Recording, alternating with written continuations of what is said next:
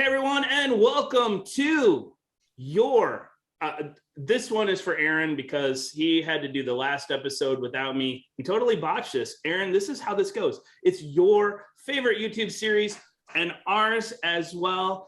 And honestly, a lot of the reason for that is because, you know, we like our own stuff and we're in it. But for episode 34, we have an even bigger reason to have this be your favorite YouTube series, in that we have got Patrick Garrity from Nucleus, the one and only, the legend. What's up?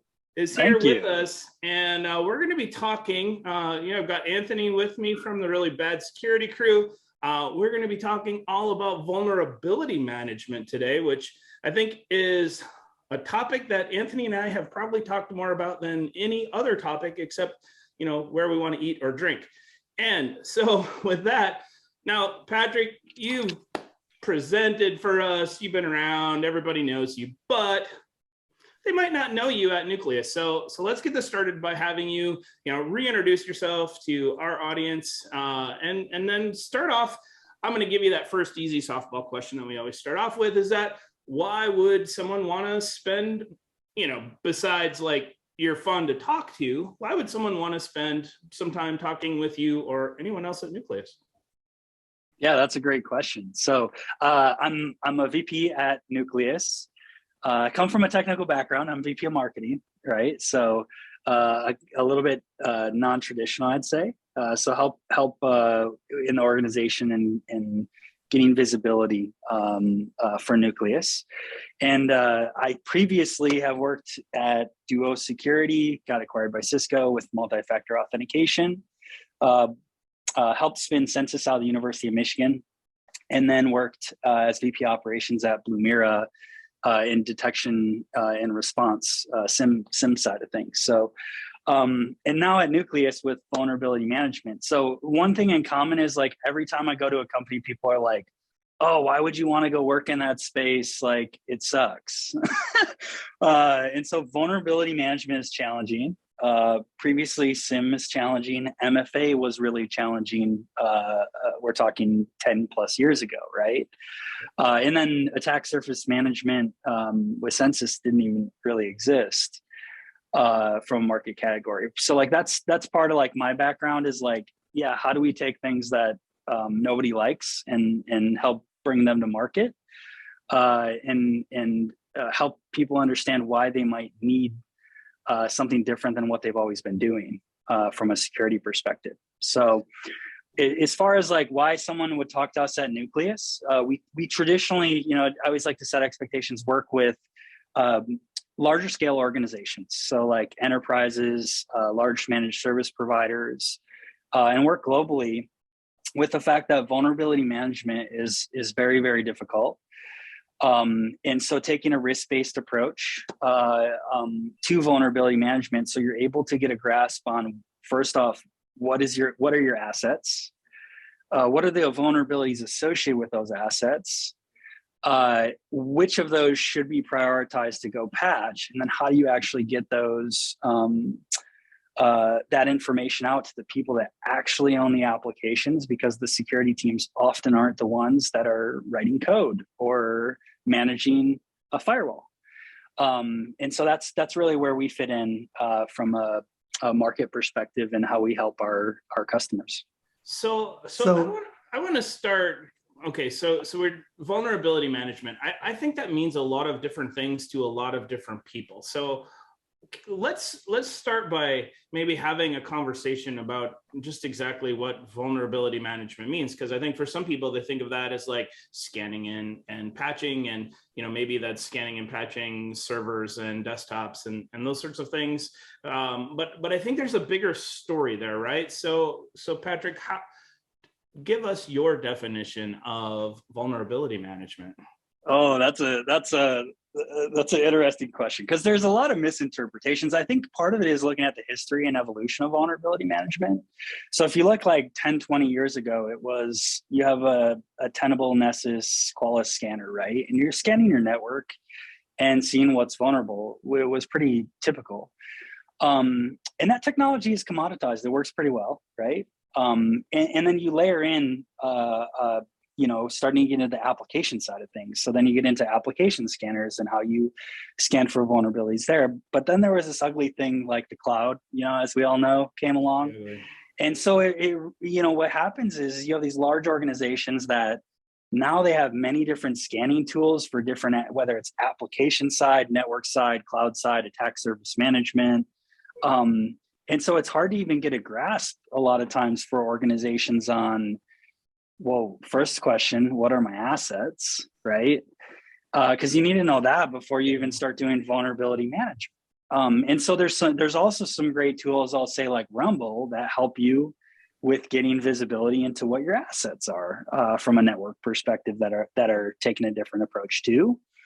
But then you still need the vulnerability information. So first thing from a vulnerability management perspective is just getting visibility of some sort into what your assets and your vulnerabilities are from an aggregation perspective. And then it's taking an approach of like, well, what is the helping prioritize what actually matters based on context. So like, how should I prioritize what vulnerabilities there are across my environment so that I can then decide to push those out often, whether it's automated or non-automated, to people that actually can go and remediate them. And then a lot of times beyond that, we start getting into kind of last phase, which is operationalizing and reporting. So like for compliance and security purposes, how do I actually prove I've done these things that a lot of the compliance frameworks require you to do? So I know that's a mouthful, but I think a lot of people don't realize like vulnerability management is a pretty sophisticated, like true vulnerability management is a pretty sophisticated process that's multi-step. So let's address at least what I feel is the elephant in this room. And that being that Nucleus is a layer on top of my vulnerability program that I have today already, right? So I have let's face it, there's really only 3 companies doing vulnerability scanning right now: Rapid7, Qualys, Tenable. I have one of those. At least from a network scanning standpoint. At least from you can throw some of the app scanners in right as well, right? Right. Yeah. But what Nucleus is saying is that I will take what you already have and make it better. Why aren't you guys doing the scanning so you offer that all in one? Because at this point, I now have to go to my business and say, hey, what I have sucks. I need to go buy something to make it better, right? Or how do we justify that? Yeah, well, I think it's a balance. So first thing I'd say is like, you might not be our target customer. I think it's kind of interesting, but it's like, if you're only using one scanner and that's it, you're probably on the smaller business side, right? Or a little bit less sophisticated. So where people tend to find value is they will find value with a single scanner, right? But like justification can come a little bit harder. And I'll share how you can help justify it in a second. But where we really shine is like, oh, you have a large enterprise environment where in a lot of cases, they're using Tenable, Qualys, other things. They're using Burp, they're using Checkmarx and Victi and application scanning. They also have code development and repositories, which has software that has vulnerabilities in it, right? And so that's really where we shine, is like actually aggregating and getting a central view into that so that you can see what your true organizational risk is, right? So that's where like Nucleus as an organization is going to be best fit, is like the more things you're doing in the larger environment you have, the actual better performance and value you get out of our product. That being said, if you're only using a single scanner today, where we're going to really provide a ton of value, first off, is we have Mandiant threat intelligence embedded into our technology to prioritize what threats actually you should remediate, because the challenge, as a lot of people know, CVSS scoring isn't a great way to prioritize things, and that like 40% of vulnerabilities are high or critical, right? So I'd start there. From a justification perspective, I would look at cybersecurity frameworks like NIST. 800, 171, CMMC. We could look at, really any standard framework. And the scanners are going to cover like only the start of true vulnerability management process. And so if you actually do the mapping of what you're capable of doing, they might also say they're capable of doing something, but like the actually being able to do it with the product is a whole different thing. And so that's what I think is important, is like, you need to sit down and have the conversation of like, well, we map to actually a cybersecurity framework, and there is a gap still with vulnerability management. And that's really probably the biggest thing to move the needle as far as how to justify additional spend in vulnerability management. Yeah, I think that was a mouthful. Yeah, no, but it's good, because again, I think it goes back to this. I think there also almost needs to be a redefinition of what vulnerability management means, right? Because I do think it's a little, if we're now looking, and you mentioned several of the companies, I think a lot of organizations see, Anthony, you don't have enough developers yet. That's a problem. You need more developers. But I think if you're talking about looking out over your whole organization, you're going to have different vulnerability scanners other than the main three network scanners, right? So then you've got, okay, so that actually, I'm giving myself a question. So if you're looking at all the different scanners that all the different parts of your organization may have, right? The development team may not talk to the network team, which may not talk to the server team, which may not talk to the security team. So if I'm pulling all this different scanner information in from all of these different places, like, where do you see that sit successfully? Like, who at the end of the day, when all these vulnerabilities are coming together, like, who should be in charge of figuring out which ones need to be patched? Well, that's a great question, right? And part of that needs to be owned by the application teams, which don't even have access to your vulnerability management tool a lot of times, right? So, like, for us, when we're talking about analyzing, remediating, and pushing out, part of that is having really strong integration with ticketing systems like ServiceNow and Jira. Jira, for instance, is unbelievable, because now I can open a ticket that goes into a standard workflow of an application development lifecycle. They can analyze it and say, yeah, we're going to patch this, or actually we have a compensating control, we're not going to patch it. And oh, we can't patch it because this is critical and we don't have the resources. Give us 90 days. But that dialogue has to happen naturally where these people are working. And so that's what we found the best in the later phase of remediation, is the security team owning and maybe transferring that knowledge or automating the transfer of that knowledge. So in our system, we can actually automate to open a ticket to say, this application owner is going to receive a ticket in Jira. And then that's bi-directional. So when they edit or modify it or close it out, that then close it out in the system. But that's really the important thing, is when we're talking about scale, we need to be able to actually push out the knowledge and the visibility of vulnerabilities to the people that actually own the applications. And that's the challenge, is that really hasn't been happening. It's been siloed into a single tool with a single team that has no control. And they're trying to tell people to update it, but the challenge is they're not in their work streams effectively to actually get the work done. Most application owners, if you tell them like, hey, your application's vulnerable, they're going to take it seriously in their normal work streams and when they have the capacity to deal with it. But I think that's really, something important to think about. And that applies to networking teams, right? And operating system or endpoint device management teams and all that sort of stuff, right? So you guys are able to pull in, let's say, stuff from network gear, if there's vulnerability, like scanning that endpoint application, like across the board. Right? Am I getting that right? Like you're pulling all of this stuff together. Yeah. So think about it. You have your network scanners. So you're kind of like your Qualys, typical stuff like that, Tenable. Your application scanners. So like, hey, are the apps I'm running secure both internally and externally? So that's like your Invicti, your checkmarks, your Veracode. Then you look at, we developed an application ourselves in GitHub, right? our code repositories, is the our you know, you start talking down the path of like the new concept of SBOMs, right? So is the code we're developing actually secure? So we tie into GitHub, Dependabot, CodeQL, Sneak, and all these other products. And then you have the cloud side, so tying into things like, you know, Prisma Cloud, AWS. So we pull that information in as well.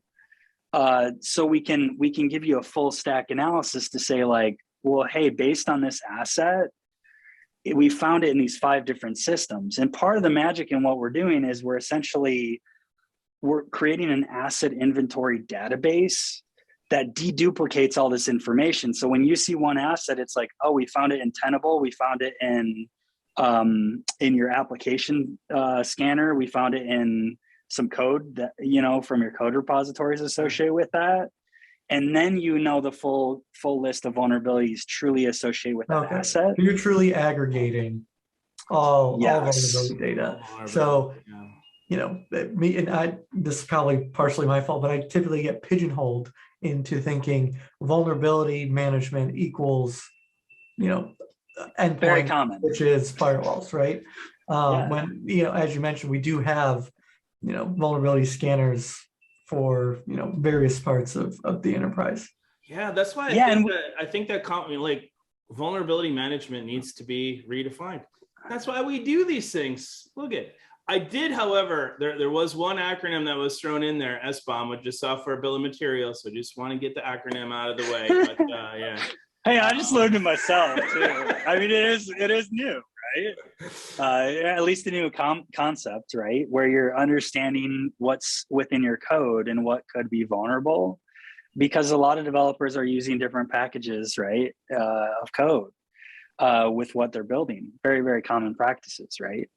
And there's like some legalities in some of that stuff too, right? As far as regulations and whatever go, you start using open source packages and other things.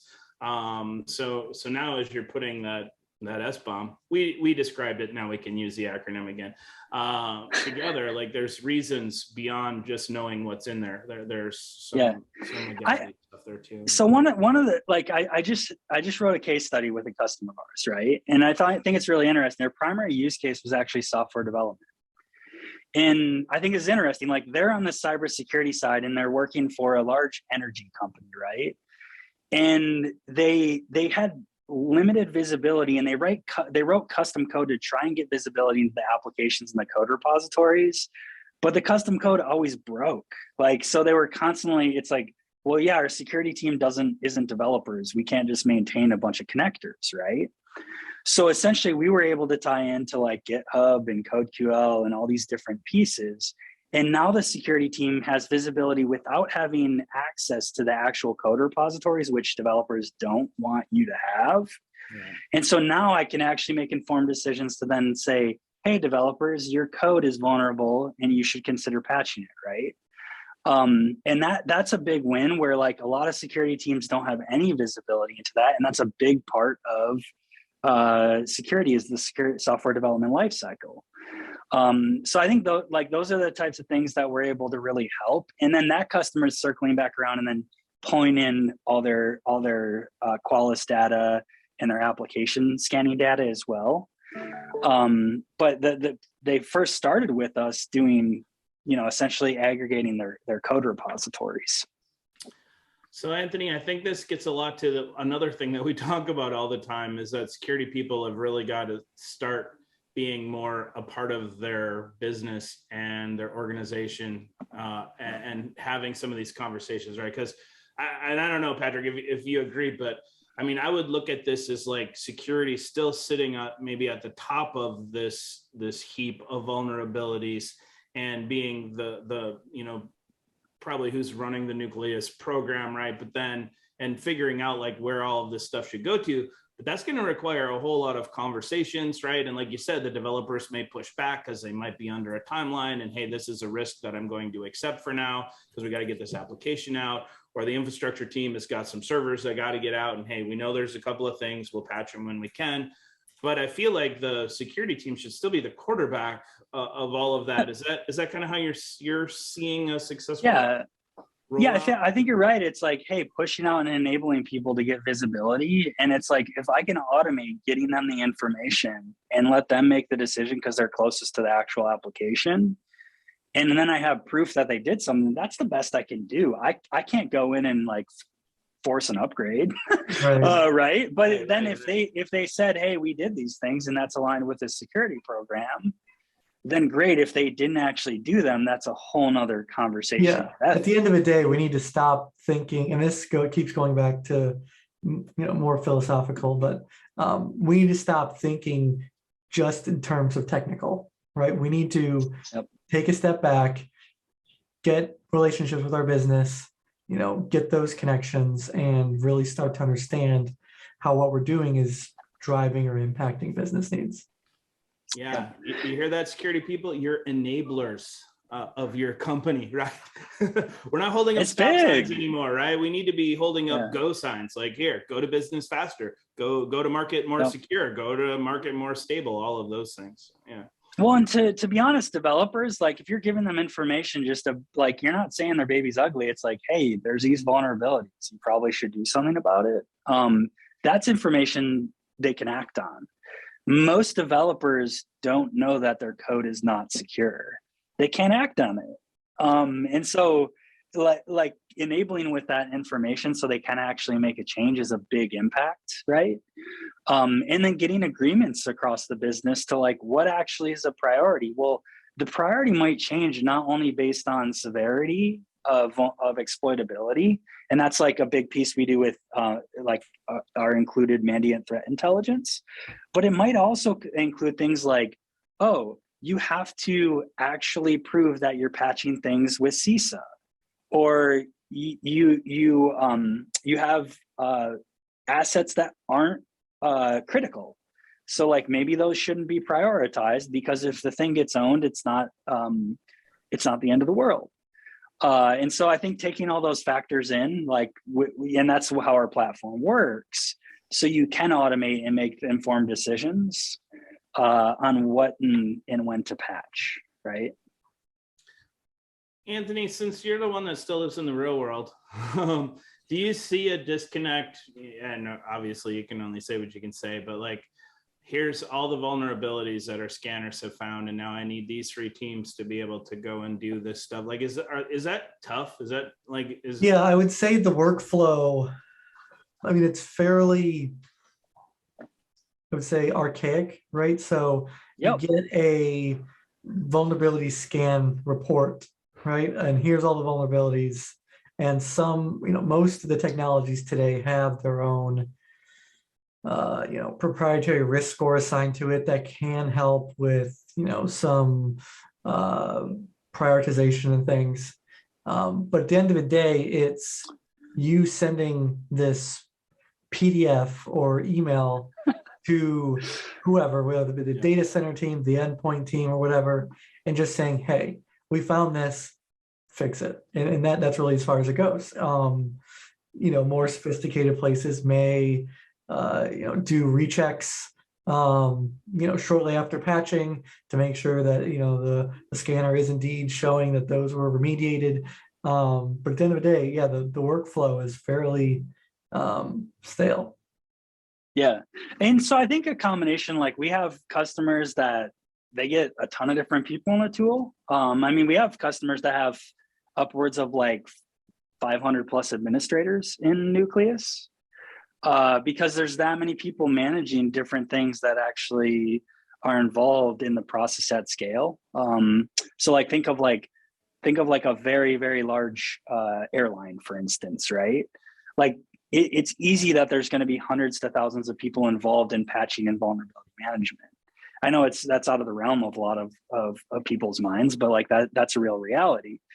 In a lot of cases too, like the people that are actually deploying the technology with us have a title like vulnerability management, vulnerability manager, different things like that. And so they're really helping be that like quarterback that you're talking about, and building out, and it might be a security architect as well, the framework and the automation so that it all works and all these people get what they do and they close loop, and then they work on some of those reporting pieces.